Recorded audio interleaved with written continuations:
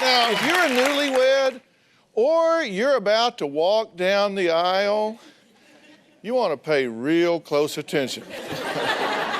Because just because you have a fairy tale wedding and everything's perfect and the flowers and the dresses, it does not mean that you're going to have a fairy tale marriage. Now, my first guests say they are worried that their marriage will be over before their first anniversary. I kind of agree, and I haven't even met him yet. Now, Brandy says Jason's lying and flirting with other women has her addicted to snooping on him. You may now kiss. Jason and I have been married almost 7 months. Before we got married, I thought it was gonna be easy, like my parents. First year has been rough so far. Our marriage is rocky. I definitely see divorce as a possibility. Jason has a problem with lying. I've had a problem with lying since I was a little kid. I got older and it got worse. I lie from everything about what I did that day or whether or not I got a bagel. Jason and I fight at least twice a week. Brandy has asked me to leave 3 times now. When we fight, I think, you bitch, why did I get married to you? After we have a fight, it's very hard to want intimacy with my husband. Our sex life started to dwindle down. It got to a point where I wasn't going to try anymore. That one's gonna be late. This one's late already. I'm good. We're both involved in local theater. If you guys want to get in final positions for the end of the act, we'll go from there. Jason is very flirtatious, and I don't think he knows where to draw that line. I flirt all the time. That's just who I am. I like women, and I guess girls tend to flock towards actors for some reason. Jason's flirting, it's very big on the phone. A lot of text messages, a lot of phone calls, a lot of emails, likes to hug girls. Jason says a lot of inappropriate things to girls. In one email, he asked the girl if she was gonna be at the theater because he wanted some eye candy to look at. I'd like to say that I would never cheat on her, but I've never been put in that situation. When he lies, I think that maybe I'm not pretty enough or skinny enough or talented enough. Because I'm wondering constantly, what is he doing? Who's he talking to? I don't think Brandy trusts me because she has no reason to right now. I check Jason's emails probably 2 or 3 times a day. I will check the phone records online to see who he's called every single day. It feels like an addiction. The more he hides, the more I go snooping until I make myself sick. I worry a lot that my marriage is not going to survive. Dr. Phil, we really need your help to save our marriage. Well, you're right. You do need help to save this. I've been doing this for like 30 years. You're in serious trouble here. Do you really want to do this? Yes, I do. Why? Because I love him and I believe in marriage and I don't want my marriage to end. But you're doing everything you can to sabotage it. You said it's an addiction. You said if I'm not checking up on him, I've at least got to know the next time I can. Because I always find something. You get physically nervous, right? Because I always find something and I know I'm going to every time. So why would you want to be married to somebody that you can't trust as far as you can throw him? Because I believe in him. And No, you don't. If you I believed in him, you wouldn't be checking on him 24/7. What you believe is he's going to lie on you and he's going to cheat on you. Yeah. Right? Well, I didn't think that. And when he does, you're going to blame yourself because you think you're overweight, and if you look better and had a better body image, then he wouldn't do that. Isn't that what you said? Yeah. Okay, well, that's just so wrong. That's just so wrong. How about you? Do you want to be married? Yeah, I do. I do. I love her. I mean, I want to stay with her. I want to make it work. You lie when the truth would do better, right? Yeah. And you've done that since you were young. Very small child. You said, I lie about whether I've had a bagel or not. You lie about whether you've paid bills. You've lied about being a football star in high school, being in movies. The lies are now more to get out of trouble, to stay out of trouble. I don't lie to make myself look better anymore. It's not... So you lie to stay out of trouble? I do. But he gets in more trouble when he How's lies. that working for you? Not very well. You said that you'll get an email from a girl saying that, hey, you can take me home, and to you it's just a joke. Right. What? When I read that you said that, I got out my Webster's and looked up joke. Uh-huh. Anything said or done to arouse laughter. It's amusing. Take a look at her. Do you think she thinks this is even remotely funny? No, not at all. You said, I believe in him. Are you kidding me? What is it you believe in him? I like to think that this isn't just who he is as a person, that there's other issues and that he can be changed. I don't want to be one of those girls that say, oh, she thinks she can change him. Well, that's not true. You believe he has potential? Yes. This guy is a pathological liar, but he is basically a well-principled, committed young man. He just doesn't know it. He doesn't believe in himself. No, he is what you want him to be. You just don't get it. I've had that problem for a long time. It's never been. It's for whether it's for acceptance, whether it's for to make myself feel better, that kind of thing. I mean, People sometimes play into each other's bad points. Would you agree your self-image in general and your body image in particular is suffering right now? Even just looking at that tape, the whole thing in my head was how fat I looked on there. You don't feel real good about yourself, No, correct? I don't. So as a result, you kind of cling real hard. Mm-hmm. You think, I'm not enough to add up. I can't be accountable. I can't do what I really need to do.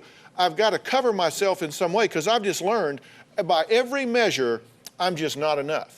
So you're deceptive. You take that as an evil content, right? Mm-hmm. It's like I've said before, people who have nothing to hide, hide nothing. Since he hides everything, there must really be something bad going on. Right. And because you lack confidence, then you don't believe he could possibly love you and be true to you. And because you lack confidence, you think, I can't possibly be enough, so I've got to embellish. I got to say, I paid this when I didn't, I did that when I didn't, because I don't have the right to just be there on my own. So you're playing into each other's bad points. And so you're spiraling down. You're circling the drain really fast. You ever watch water circle a drain? It starts getting really fast towards the end, and then it's gone. Mm-hmm. You are circling the drain and gaining speed. And I want you to stop that, and I'm going to tell you how to do it. All right, now, the question is it too late? Because, so much water goes under the bridge in a short period of time.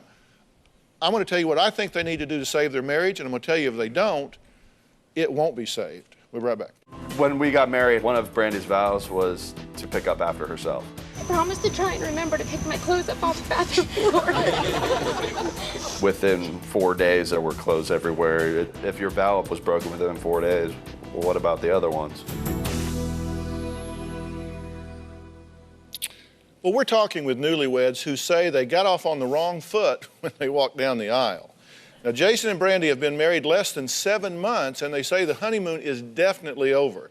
Jason complains that his wife has broken one of her vows, but he hasn't exactly kept up his end of the deal either.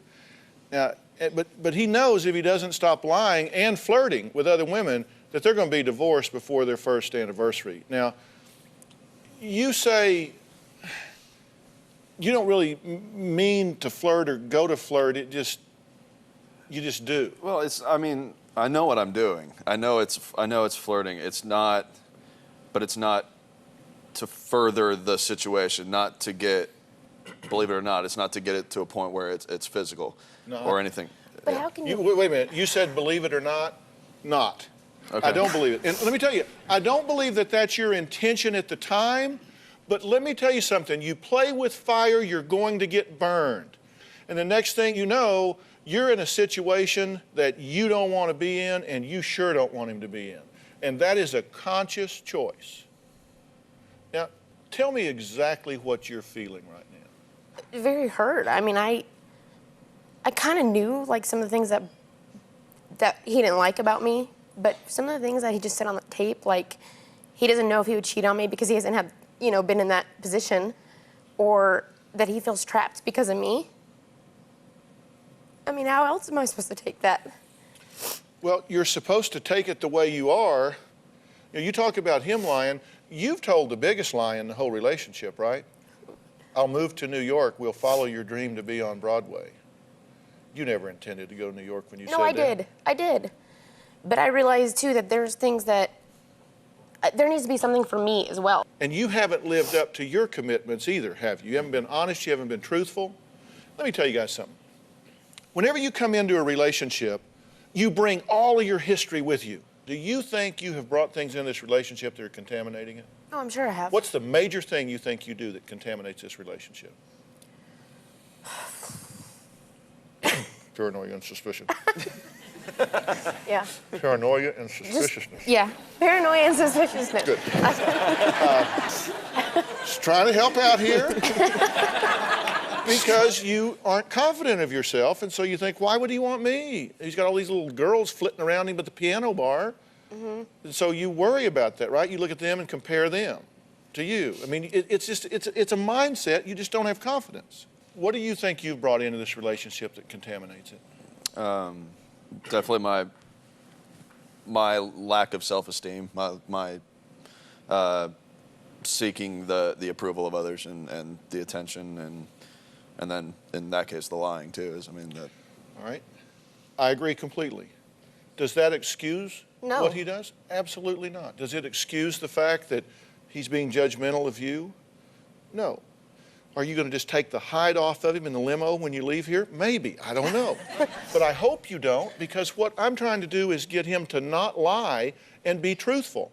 So if he tells you a truth that you don't want to hear, and so you just take the hide off of him, he's going to say, yeah, okay, that truth telling ain't much fun. Yeah. I get in trouble for sure, so I'll just lie by omission, or I'll tell her what she wants to hear. You don't want to do that, do you? No. Let me tell you guys the key to fixing this. Jason, I am very sorry for what you grew up with. I know you had it tough physically, emotionally, verbally. You had a lot of input that you just not good enough. And let me tell you something, it takes 1,000 attaboys to erase one, you're no good, when it comes from somebody you love and look up to. And so you have come into this damaged goods. That's not your fault. You didn't choose that. But you're an adult now, and you have to replace all of those negative voices that have gotten inside your head and your heart and told you you have to lie and evade to be acceptable. You have a choice. You can either find that flaw in him, that weakness in him, and peck at it and peck at it and peck at it and exploit it. Or you can, for once in his life, be his soft place to fall. For once in his life, he can have a partner that says, I will not accept this behavior from you, but I will help you grow past it. What you have to understand is that he comes into this relationship with a lot of problems. And you two need to be partners in dealing with them. You need to not hide those things. You need not to use them as excuses. You just need to talk about what is your experience in this life. You need to help him with that. This has become a competition and a conflict. You need to choose an accepting spirit. You need to choose a forgiving spirit with yourself and with each other. And you know that she's not real proud of herself right now. I don't know why not. I'll guarantee you nobody in this audience or the millions of your new best friends who are watching this conversation understand it. I can tell you why. But you know why. Then you have to help her with that. You don't exploit that and peck at it. You help her with it. If you want to lose weight, if you want to get more organized, if you want to do things differently, then let's make that a to-do list. But let's not beat yourself up for not doing it. Let's come up with a mutual plan for both of you to go to the next level. I mean, you want to know how to be successful in this marriage? Figure out how to get her as much of what she wants as you possibly can. You want to know how to be successful in this marriage? Figure out how to get him as much of what he wants as you possibly can. And if you're both running towards each other like that, this will turn around. All right, up next, he says his wife's temper and the outbursts that flow from that temper are just making his life a living hell. Now, they've been married 8 months, a month longer than these guys. Well, today we're talking about newlywed nightmares. It is just amazing how fast things can go way wrong. I mean, way wrong. Now, Michael says he's tired of his wife screaming, cursing, throwing things. They've been married 8 months, and they just fight around the clock, sometimes literally around the clock. Would you get in a damn car? No! I believe in the way this is. Here. Michael! My wife, her temper is unbearable. What are you doing? We've argued in parking lots. No, I don't want to go home. We've argued in our office. So I have to check behind you when you go to work. No, you don't. We've argued in the kitchen. Why is it so hard, though? I put it right here on top of the stove. Sherry Ann doesn't differentiate between being in public and being private. Michael! What? Come back. I forget all about the other people watching me. She'll say, F this or F that. You're being a wuss or you're being an ass.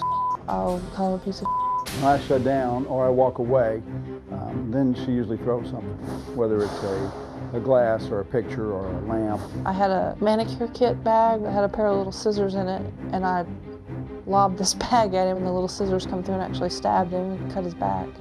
I wasn't even aiming. She used to be a police officer. I'm happy that she doesn't carry a gun anymore, because if she lost her temper, she could shoot me. With a firearm, I wouldn't miss. There would be no question. Some of our longest arguments have been starting at noon and lasting until 4 or 5 in the morning. She doesn't go to bed angry. Anything can cause an argument. It could be something as simple as a salt shaker being used at the wrong time. What do I do now? That salt shaker is, the glass will get all steamed up from the steam. There's hardly any steam. I just put a little salt in the pot. But you'll ruin it. A dish not putting back in the right place, or a door not being closed. After 30 or 45 minutes, all I hear is womp, womp, womp, womp, womp. When Michael and I first started living together, we were the loving, huggy, kissy newlyweds. The person that I love the most is who I end up hurting the most. And I don't even mean to. No sane person wants to argue for the rest of their life. Dr. Phil, my wife's temper is like a nuclear blast. I need help to end our fighting. How do you feel about watching that tape? Sad. How so? Just sad that I'm hurting somebody that I love so much. What's going on here? Because there are at least 2 people in this room that know that what you're fighting about and who you're fighting with has not one tinker's damn bit to do with what's going on with you. Those 2 people are you and me. So let's just cut to the chase scene and you tell me what's going on. Because it ain't about salt shakers and Michael. I think it's a control issue. I think that either I want to be in control of what's going on around me, or I don't want someone else to control what I want to do. I don't want someone else to tell me that I'm wrong. What if you are?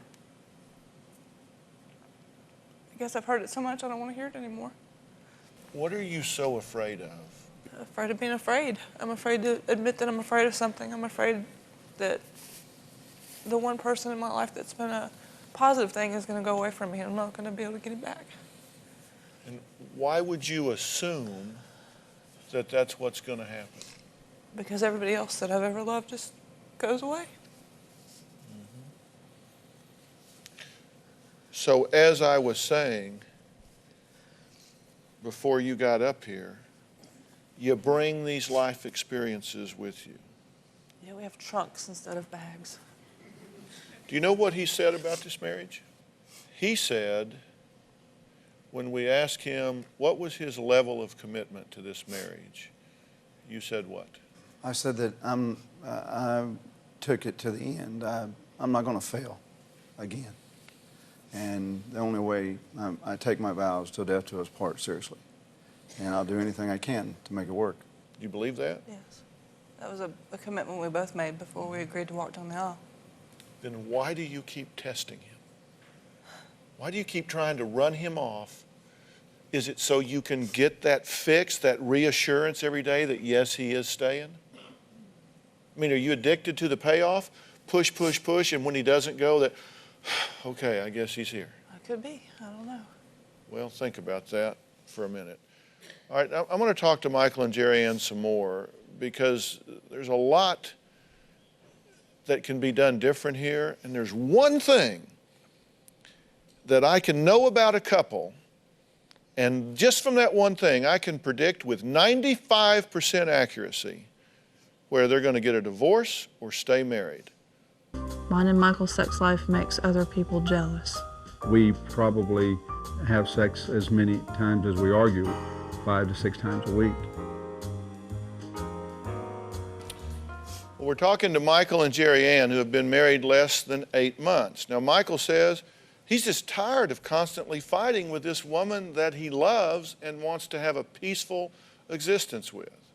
Now, I told you that I thought what you're fighting about has nothing to do with what you're fighting about. And what I mean by that is there are topics and there are issues. You know, we can choose a topic to fight about. And what is it you said, Michael? Salt shaker, doors? It could be anything A to Z.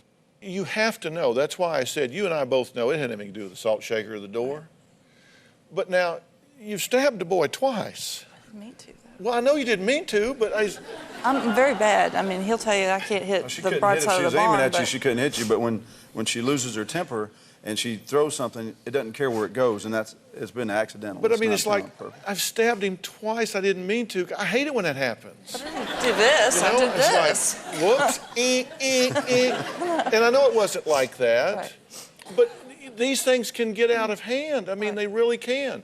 And when you fight about everything, you're fighting about nothing. But let me tell you, there's a very clear issue here that I see. Would you like to know what it is? Good. Yes, please. So I'm going to tell you. There's a very simple issue here, and that is that you have been kicked around in your life, you've been hurt, and you've just decided, I'm going to get them before they get me. You ain't going to leave me, I'm going to run your butt off. You have decided that being emotionally vulnerable and admitting that you want and need something from somebody else, certainly from Michael, is weakness. You're playing the game not to lose.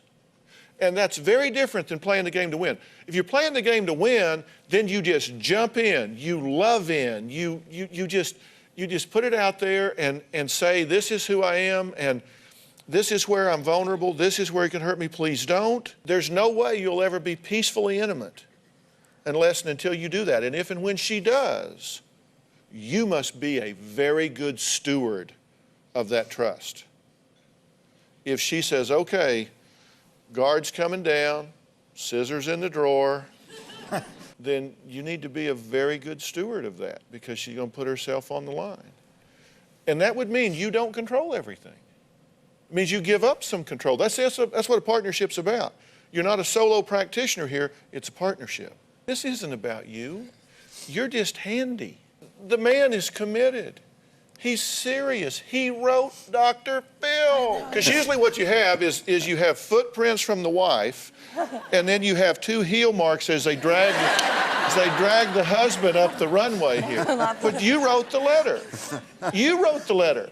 I mean, this husband wrote the letter. This husband wrote the letter. He is doing everything he can. And here's the deal.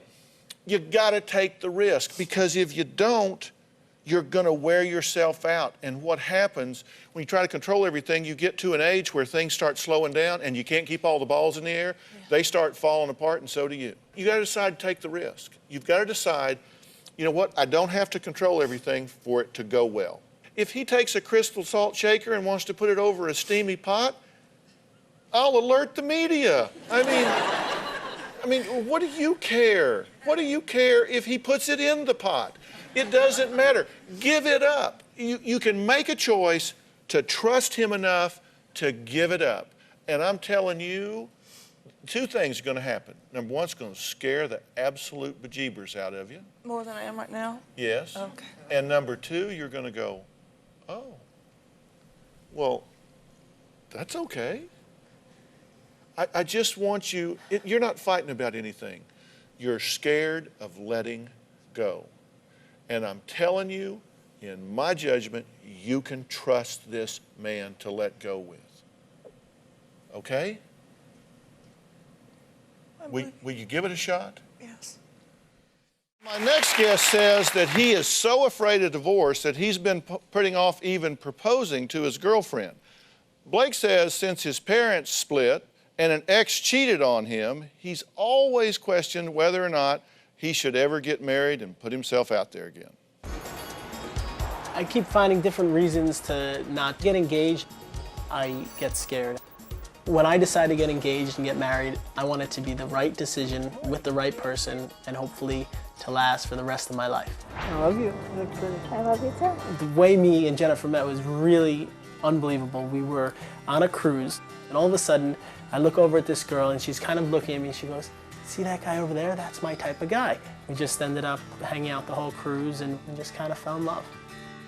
About 4 months after we were dating and had this fairy tale romance, she says, "Blake, when I was saying that's my type of guy, I wasn't talking about you. I was talking about some other guy." I hope to have children, because he would be a wonderful father, and he would be a wonderful husband. He has the biggest heart. I never want to get divorced. My parents got divorced when I was 2. They would be screaming and yelling, and I felt kind of like a cord being pulled. I didn't know what it was like to be happy. What makes me scared to get engaged and get married is my first serious girlfriend. She had cheated on me with like 10 to 15 people, and she, broke my heart. I always will have an insecurity. When I'm with Jennifer, I don't trust the guys.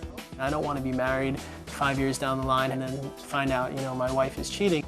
I have this fear that what if it does happen? You're throwing away your whole life, and I have to move past those fears and those concerns. Toast to a very happy, healthy new year for the both of us. And maybe an engagement ring in a couple of months. If anyone can help me make the decision, it's definitely Dr. Phil. So, is Blake ready to get married? Is Jennifer the one? Who knows? I took Blake to dinner. I wanted to talk things out, see what was really going on. You always hear me say it's issues, not the topics. We sat down and discussed it. I have some questions. I need some advice, and questions we'll answer. What is it you're afraid of? I'm afraid of getting married and getting divorced. In addition to that, you say, maybe I'm not ready. Like, I'm only 25. And then didn't you say that it kind of creeped you out a little bit when you thought about one woman for the entire rest of my life? Be honest. Yeah, it's scary. You've gotten so scared, you were going to do it in December, right? Mm-hmm. And you choked. And her parents are kind of like, hey, buddy, get in or get out, right? Do you realize there's a 50% divorce rate in America? I do. That's part of what scares me. Your parents got divorced, right? You saw that happen. You lived through that, and you don't want to do that. How long had you dated this previous girlfriend when you find out she had cheated on you? 2 years we were together. She had cheated on me several times. I said, "Oh, how many?" She said 14 times. 14 times in 24 months? And I had no clue. That's when what did she scares fit me. you in? So you didn't see it coming? No. I was so upset or depressed that I didn't think I'd be able to kind of get through it. So you're wondering, you don't see it coming now with Jennifer, right? Do you trust Jennifer? Yes. Then who do you not trust? I don't trust the guys. The other girl's the one that had the 14 affairs, not Jennifer, but yet you're penalizing her for what that girl did. Doesn't that sound crazy when you hear it described? She does the crime, Jennifer does the time. Isn't that what you're doing to her? It is. Look, the past is over. The future hasn't happened yet. The only time is now.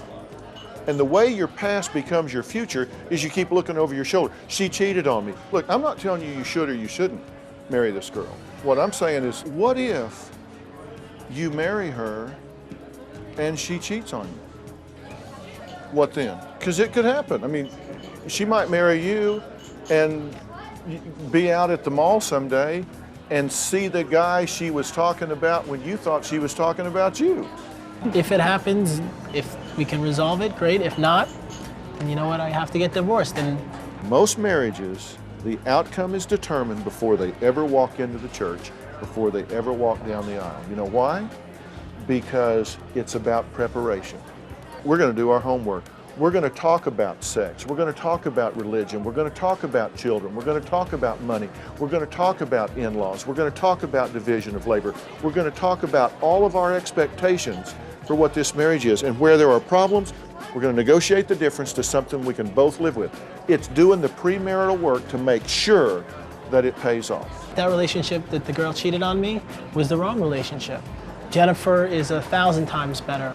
Let me give you a couple of things that I think are absolute anchors for overcoming your fear and making a decision whether to go forward with this or not. One of the rules that I really, truly believe in is that trust, how much you trust somebody else, is very little about them and everything about you.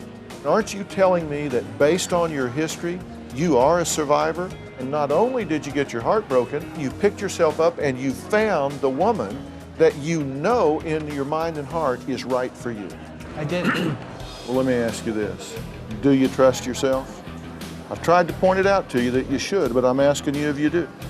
The next time you see the girl, are you willing to pull the trigger and say, waiting's over, I'm asking you to marry me? Well, up next, Jennifer is here. She has no idea that Blake is about to make the decision of his life, so she can't be disappointed because she doesn't expect anything. He doesn't even have any idea he's here at this show. We have her sequestered. She doesn't know, she just thinks she's coming to see a Dr. Phil show. We're going to see what happens when we bring her out. The scariest thing that's happened to me is when I went to look for rings. I went to a jeweler and picked out a beautiful diamond. And I'm thinking, great, here I am going to spend thousands of dollars and I don't even know if she's going to like it. So I got cold feet. You know, one of the things women talk about a lot are these commitment-phobic men who just don't seem to be able to get past this, oh, what if it's not the right thing? Well, Blake fell into that category, and I recently sat down with him to talk about his fears of getting married. Now, he's been dating Jennifer over 2 years, but he keeps getting cold feet when it comes to proposing. Now, he's gotten free advice over dinner with me. He's had lots of time to think about whether he's ready to propose or not. How do you feel about that? I feel like I have to take my chances, and with Jennifer, I love her so much that I want to spend the rest of my life with her. Because you got close. You were going to propose once before, right? Like, you were going to propose in December, and you got up to it and got cold feet. I got scared and pushed it back and said I'll do it another time because I was... And you went, once you went to shop for a ring, and you got back to work, and they thought you were going to pass out because you looked sick. I mean, so you mean you've really had physical, visceral reactions to this? I have. When I went back to work, they looked at me, and I didn't tell them that I'd went, and they said, are you okay? And I said, yeah, I'm fine. They said, no, something's really wrong. What's wrong with you? I said, nothing. They said, Blake, you look like you're going to pass out and die. And I said, I went to look at rings. They said, do you want to take the week off? Yeah. So, but you're ready to do this? I'm ready to do it. Okay, and you know, you're a documentary filmmaker, and so you have basically told her that as part of shooting something associated with MTV that she might need to be here and could support you, and that you wangled tickets to the Dr. Phil show just since she was on the Paramount lot, right? She loves your show. She thinks she's coming to sit in the audience and watch a taping. Okay, and are you ready to pop the question? I'm ready. I love her, I'm ready. I don't want you like passing out, but if you're going to get engaged, you have to have a ring. Now, when Dan at Craco Diamonds heard about Blake's story, he brought over 4 diamond engagement rings to choose from that we want to make as a gift to you as a couple. I'll just sit right here. Thank you. Yeah, thank you so much. Now, what we have here are 4 diamond rings. Each of these diamond rings are worth over $20,000 apiece. Okay? Oh my God, thank you, Dr. Phil. I shouldn't tell you this, but Craco also has this really cool policy that she can take it in and upgrade it any time for the rest of her life. So they go in and give her $20,000 worth of credit and she can get something really nice. All right? So look at these. Which one do you think she would like to have? I think... 4. 1. Let's have picture number 1. Okay. All right, that's number 1. Okay, let's have number 2. Okay, number 3. Okay. All right, and number 4. Okay. Now, does this have baguettes on the side? Yep, I think because she wants number 4. That's so what she would so you want. think this is the one she would want? That's the one. Okay. You're unbelievable. Yeah, that's You're gonna be beautiful. So excited. This is exactly what Let me see this. Hell, I might marry you. We'd make a cute couple. All right. Very good, very good. All right. Okay, now, you're up for this? I'm ready. All right, now Blake's girlfriend Jennifer is waiting outside the studio. And boy, is she in for a surprise. Now, remember, she doesn't know that he's here at all. She thinks he's on another part of the Paramount lot working, and that she's going to get to see a show which hasn't started yet. She doesn't know we've been doing a show.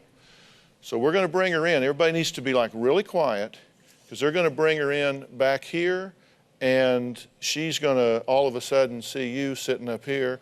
And then I'm going to just disappear, and you can do whatever you think is right. Okay? Thank you for your help, Dr. Phil. Let's bring Jennifer in. Okay.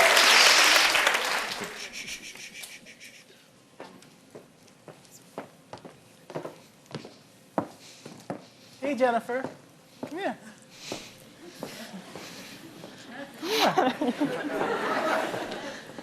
What are you doing here?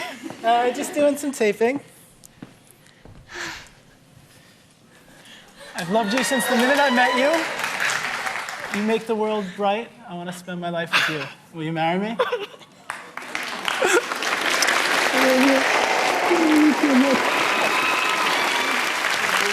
to see a room?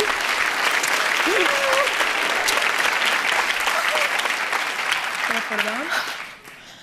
I'm shaking. Perfect. Oh my God. Come here, give me a hug.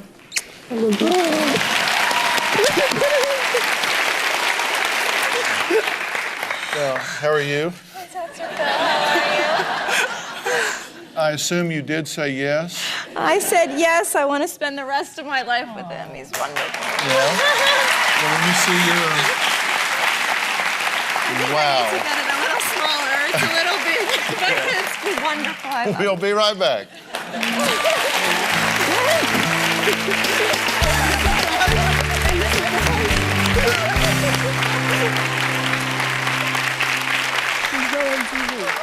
Well, whether you're getting ready to walk down the aisle or your idea of marriage isn't what you expected, go to drphil.com, because I'm going to put lots of tools there for your relationship success. And I really want to thank Craig. This episode brings together 3 very different relationships, but they all point to one powerful truth. Your past doesn't just disappear when you say I do.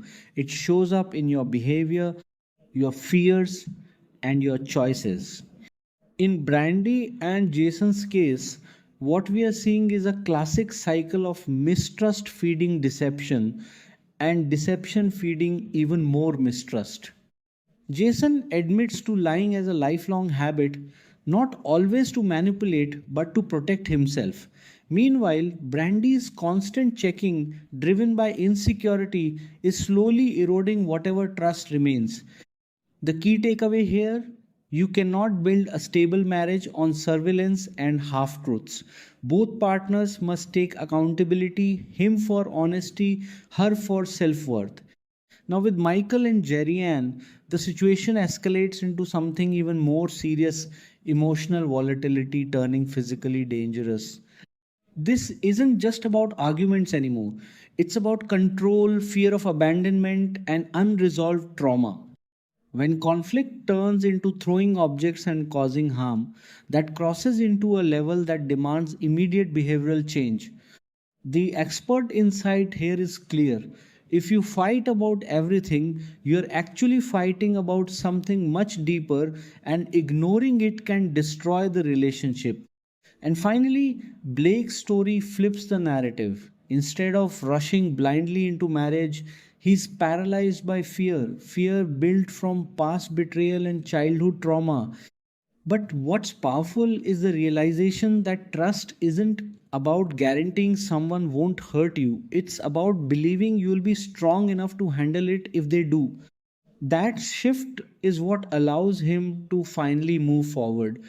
So, across all three cases, the verdict is this: successful relationships require emotional maturity, self awareness, and the courage to confront your own flaws, not just your partner's.